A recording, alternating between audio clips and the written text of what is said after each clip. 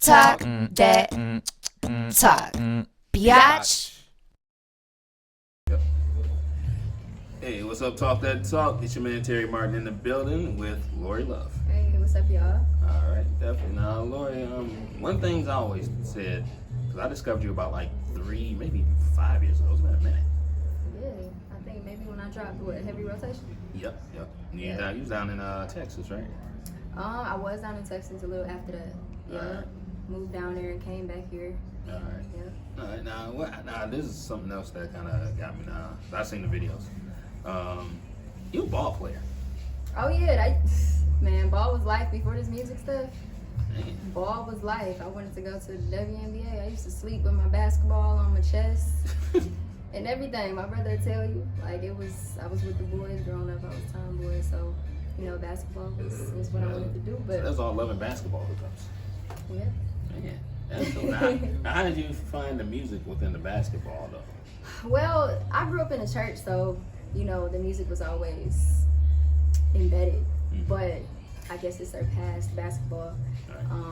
And Aaliyah, I seen her music, and I was like, I want to do that. Despite me playing ball at the time, I just grew a love for music a little bit more. It was something I loved more.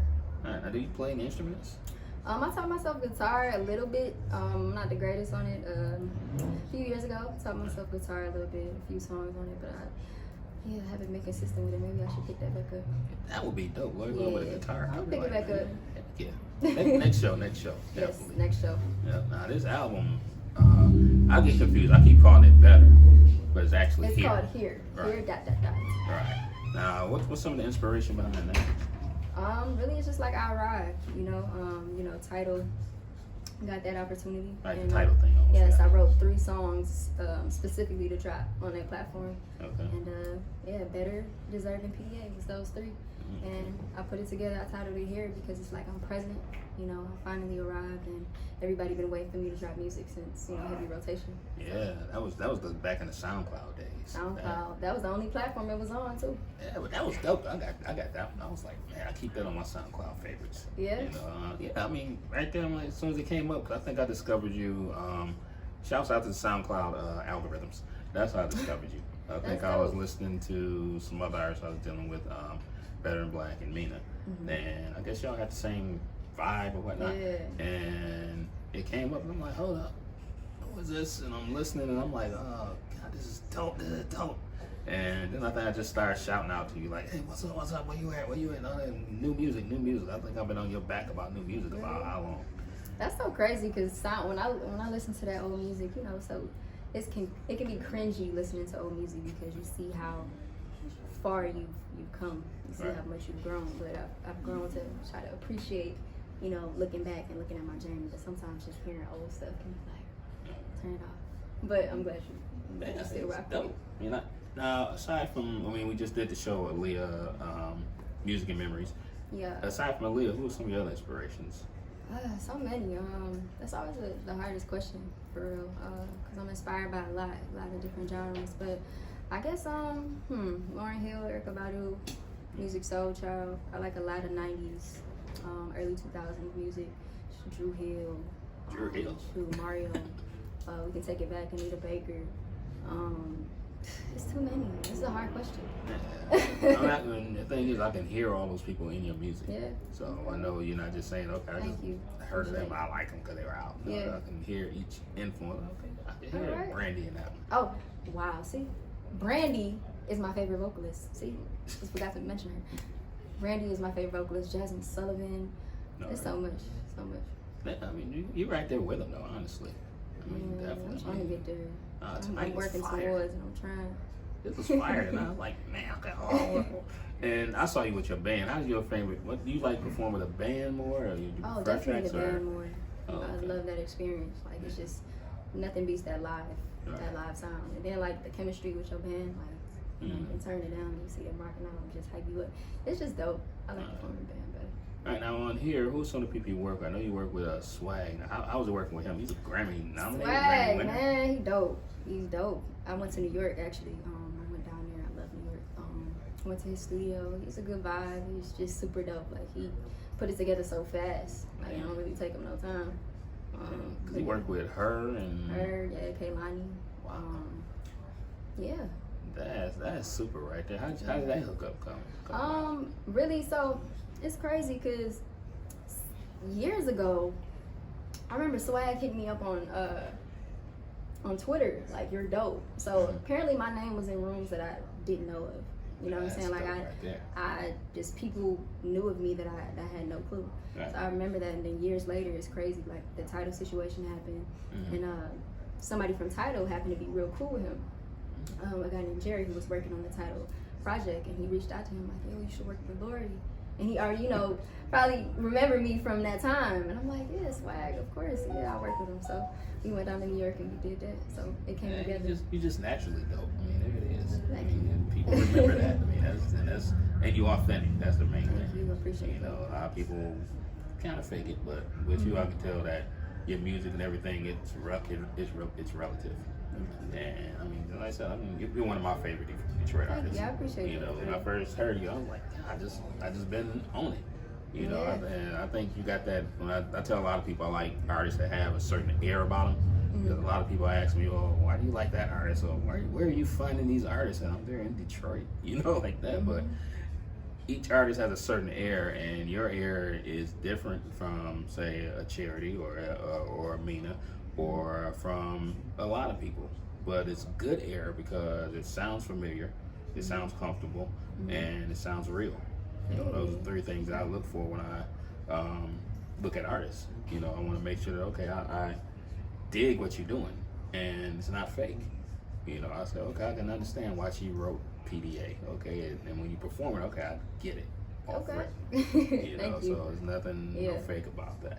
Appreciate it. Yeah, definitely. I mean, Detroit has so many dope artists. Yes. And people gotta know that R&B is very much alive here in the city. Or just period genres. We here. We got talent. Well, that's where the R&B Live Detroit comes from. That started, actually R&B Live, the concept started, I want to say back in the 90s, early 90s. It was a industry thing. Like, if you look back, R&B Live was once sponsored by the industry and sponsored by labels. Tony Braxton has done it. Starpoint has done it. True, New Edition, a lot of them, because back then you had like different conferences, like Jack the Rapper. I'm about to show my age. Jack the Rapper, the BRE conferences, Black Radio Exclusive, and these conferences had actual showcases, and R&B Live was the name for them. And once video came in, a lot of live performances started to die off. And with R&B Live, it was still sponsored by labels at that time. And I think the last one that I knew about was probably like 94, 95. And it was their job to put out these artists on these showcases in order to showcase them to the labels and to the industry to show, okay, do they have it, and whatnot. And a lot of artists, swore by it, because back in the day, it used to be performance-based. You had, I like to call it trifecta, which was, back in the day, you're probably young, so you probably don't know, but it was weird that you can watch Soul Train American Bandstand, and New Edition could be on Soul Train at 12 o'clock, but then at 1 o'clock, they're on American Bandstand. I'm like, are they like right next door? But it's like, no, there's a triumvirate. You gotta do American Bandstand, you gotta do Soul Train, you gotta do Showtime at the Apollo. To an extent, you also had to do BET Video Soul. So it was like you weren't industry level until you touched all those stages. And they were all performance based. And I think with video, that kind of disappeared.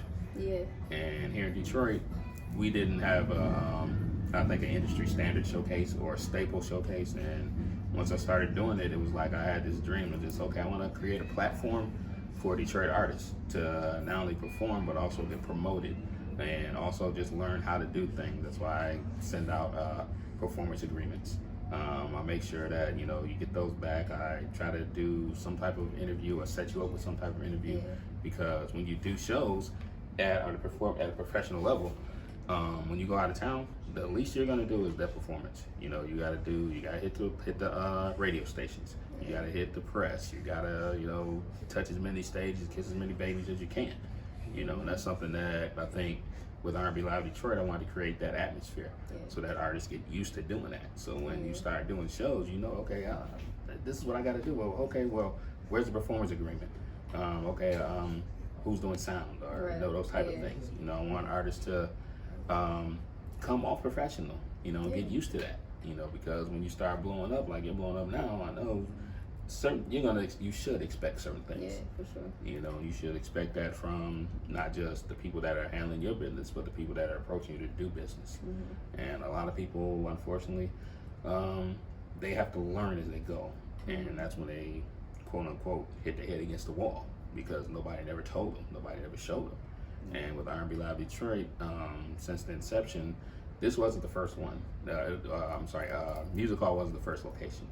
And what's funny is the show actually started, I want to say, 2007 at, ironically enough, the Jazz Cafe, but it was on the west side of Detroit. And I was so inexperienced that I rented the place or whatnot, and they're like, okay, yeah, you can rent it, you can do a live show? Like, okay, cool, whatever. And I rented the place, and I had the performers there, but nobody told me to bring a sound man. Nobody told me to bring equipment, and I was just there with the performers. And this is if you want to call it R&B Live tidbit information. The guy, I forget the boy's name, but he's in Day 26, Robert. He was actually supposed to do R&B Live, and he found out that he got making the band the night of that. Oh, where? Yeah, and he pulled out, but he called me and told me, okay, I got this, man. I'm like, okay, I understand, go for it. Right. You know, and he invited everybody down after we performed or wherever it is. But the funny part was, when we did the show, like I said, I didn't have any equipment or whatnot, I just had the building. And the artist was so, I want to say hungry and just ready to get out here. It was Raw Voices, it was Kenny Lay, he was here tonight, Kendrick Hardaway, and like I said, Robert. Right. Yeah, I used to manage Kendrick Hardaway, that's my dude. I know everybody. But yeah, they were so ready to do it, they just said, well, we'll go a cappella. And all four of them dudes just ripped a cappella without a sound system, and the crowd was like, that's what's up. We didn't know we had R&B people in Detroit. Because Detroit had so much hip hop and rap showcases and open mics that R&B was kind of the intermission.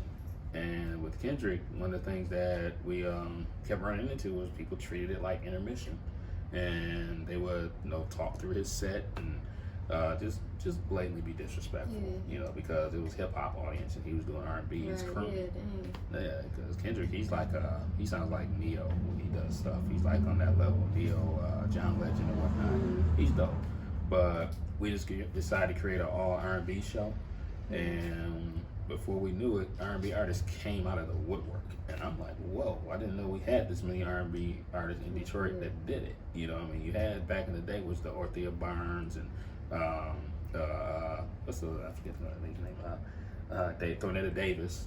Had those artists and those vocalists, and they were kind of like the go-tos for the city. And nothing against them, but we had young people like yourself, and at that time, this was like 07, 09. Katrina Carson, she was young. She was like 15 at that time. Charity was like 13 and 14 the first time I ran across her, and she had this big, long guitar at the Ribs and Soul. And I'm like, who's this child? Well, not holding her daddy guitar. And she got up there and played, so, I'm sorry. Wow. But they didn't have the platform.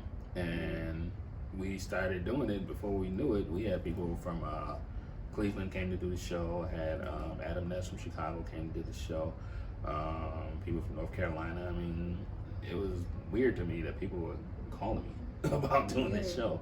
And I'm like, it's just a little show. And they're like, no, it's nothing like this where we're at. And then like, y'all been doing that how long? And we stayed consistent. And here we are some 12, 13 years later. Still going. Yeah, still going. I mean, on our third generation, so definitely. Now, what other shows have you done besides R&B Live Detroit? Because you're an alumni. This is like your second time. Man, remember we did that one show?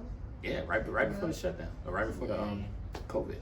Yeah, I'm really just getting back into the swing of it, man. I've just been ducked off creating. No, that's what I just did the Ribs and Soul that they had down here at Hart Plaza. Yeah. So right now, really, I'm just trying to keep it going. It was amazing. The love I got that night. Yeah. man, just stepping like, cause that was a performance. I haven't performed in a long time before that one. Right. So to go out there and just receive that love, like even getting off the stage, like people coming up to me like, oh, I really love what you do. I was like, all right, let me keep it going. So yeah, I'm just trying to be out here, Right. you know, hit these stages up. And that's what's weird. I technically don't do interviews and I don't take pictures and all that. I love the backstage. Yeah, Yeah. low key, me too. I know that sounds crazy as an artist. Me too. I like, but you know, I can adapt. You know, Yeah. I know it's a part of it. I mean, I'm not Diddy. I don't crave the spotlight. It's like I'm good. It's like, and I mean, to me, the business has to be done. And when you're doing business, okay, you should know who Terry Martin is then. Yeah. You know, but as far as okay, Terry gonna stay on how they say all on the record, dancing, all on the video. No, I can't do that. My dancing days are long over. I see you dance tonight. Where? I see you dance. I was going to the bathroom. I was holding it, but no, it's cool. I mean, when it moves you, it moves you. Right. You know, Yeah. and that's cool. You know, just all about, like I said, just creating this vibe and just keeping it going. You know, because there's other generations, and I want the artists that do R&B Live Detroit to go on and keep growing. You know, not just in Detroit, but you know, take it other places and let people know. I have a saying, and it comes from there's a Chrysler commercial about like 3-4 years ago during the Super Bowl, and they said we are the Motor City, and I took that and said we are Motown, because I hated when Jermaine Dupri said it's the new Motown. The new Motown. I was like, no, Motown ain't going nowhere. Right. You know, I said, we are Motown, and this is what the fuck we do. You Right. know, and guaranteed. I mean, you can look throughout the industry. We have musicians that play with everybody. I mean, they come here and raid our musicians and take them elsewhere. I mean, I can name check. I mean, we had Kern on stage right now tonight, and Kern has played with Beyonce and played with Lady Gaga, and he's been over to Japan, and it's like, wow. And you got Bam Davis, who's a keyboard player. He's played with Neo, and I mean, I go on and on and on. You know, and all these guys have actually played R&B Live Detroit before. You know, and they all tell me all the time, well, they don't have anything like this anywhere else. You know, they do it, but Detroit is not used to the industry. The industry's got to get used to Detroit artists, you know, versus the musicians. You know, and I think that's a big thing while I keep it going, because a lot of people say, okay, are you ready to put it down? And I try, you know, a couple times to say, okay, I'm done, I had enough, you know, because I mean, what else can I do besides keep this thing going for each generation? Each generation, even Don Cornelius had to sit down, you know, and to me, it's needed, so I'll keep it going. Right. You know, and speaking to Don Cornelius, those are kind of like my idols from what got me into this, because I'm a big, well, they call it music content now, but we used to call it music programming. And some of my heroes were Don Kirshner, who did the Midnight Special. I'm showing my age again. The Midnight Special had Don Cornelius with Soul Train. You had, of course, American Bandstand with Dick Clark, and Casey Kasem, who did American Top 40, who actually is from Detroit. Yeah, it's. I mean, so it's a big thing to me, because one thing I always knew, I loved music and I wanted to do something in music, but I didn't know what. You know, I did the marching band thing. You know, shouts out Southern University. I got my jukebox. I'm good.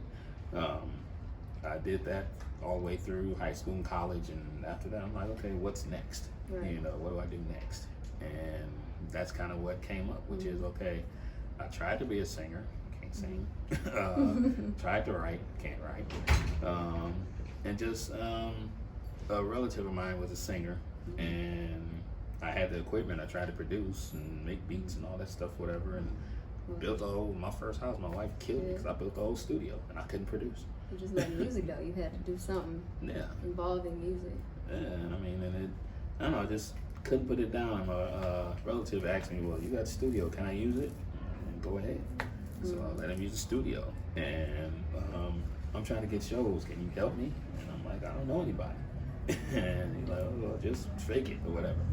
So I faked it. And I got him Ribs and Soul way back in like 2001, 2002. To me, that was a fluke. And 4 or 5 years later, when I was working with Kendrick, we actually established, I want to say, the local night for Ribs and Soul.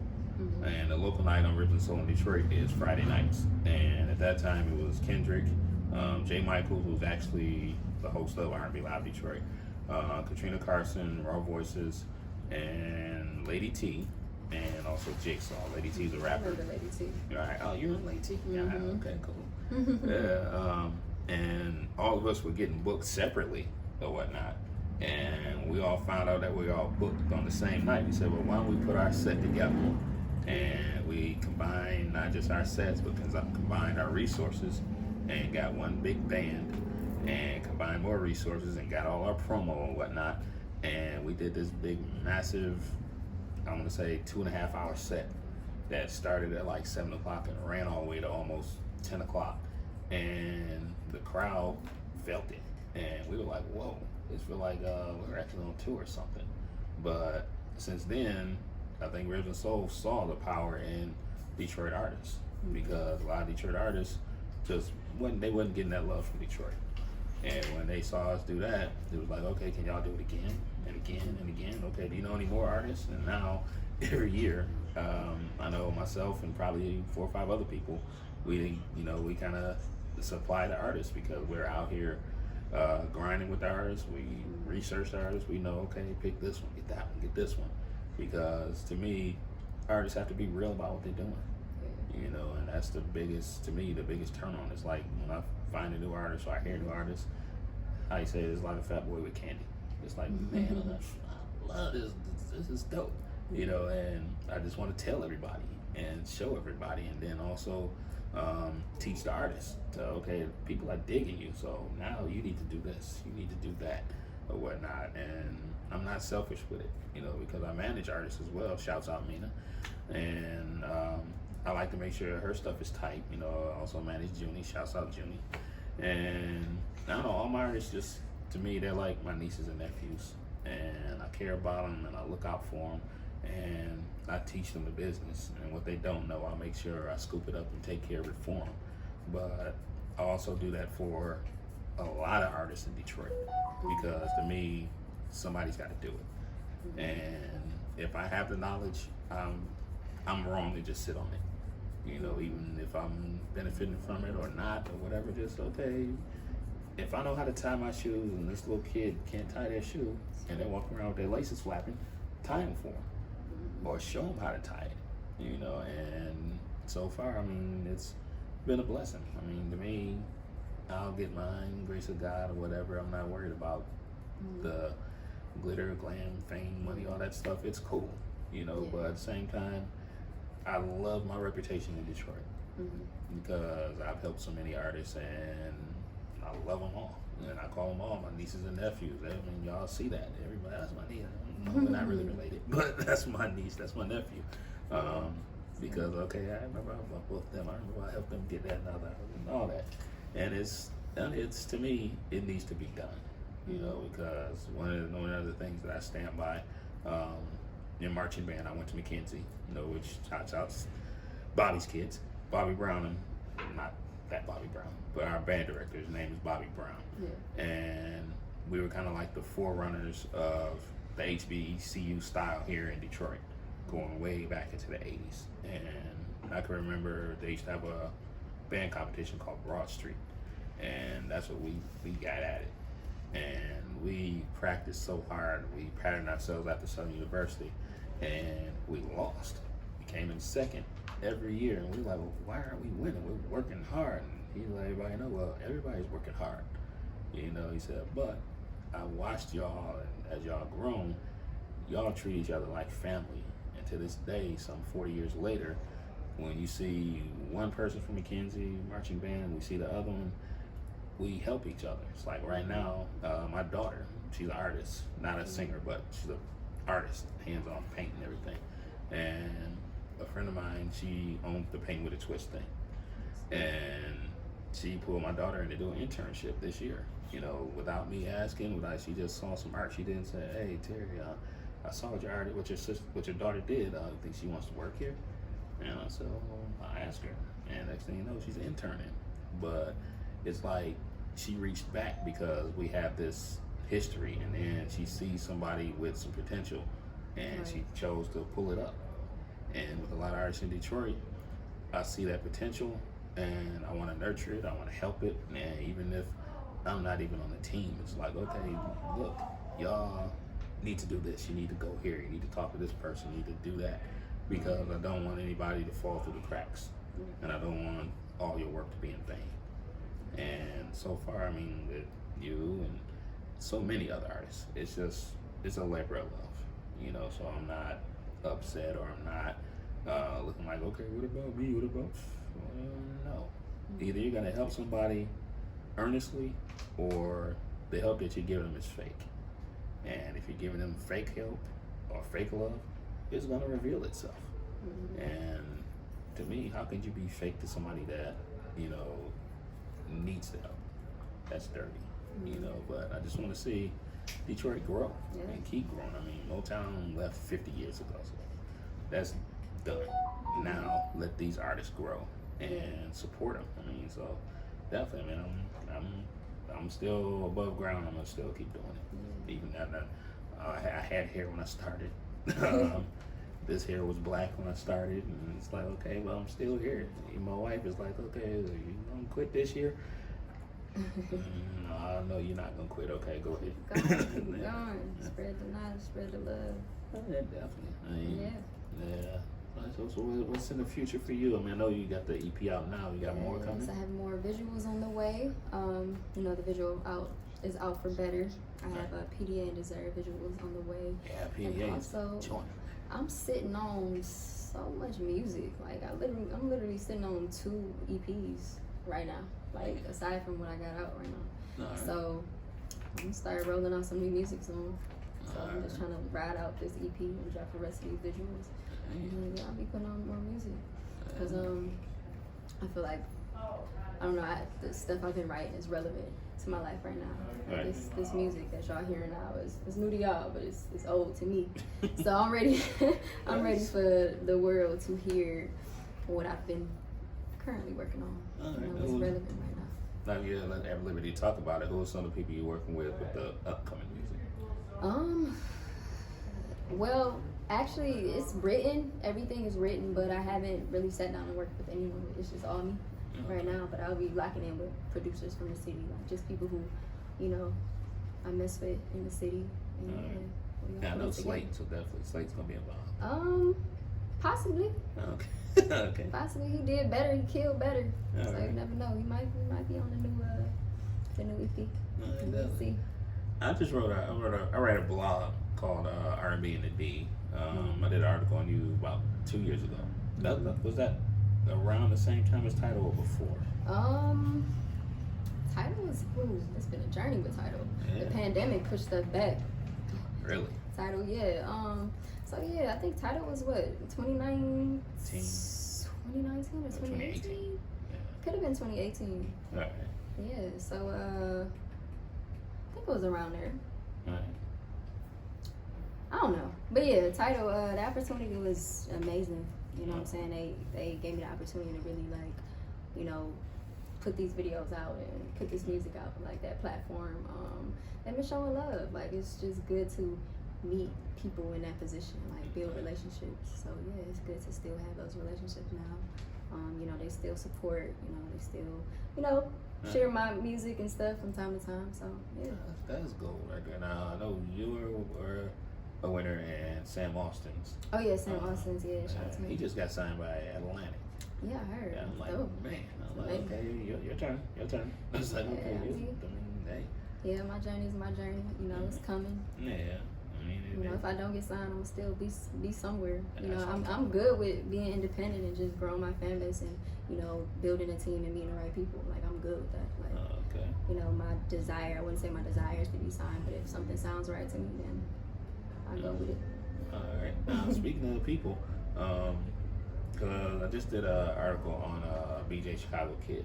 That's gonna drop later, but he's big on collaborations. Mm. Do you have any collaborations? Are you looking to collaborate, or who would you collaborate with?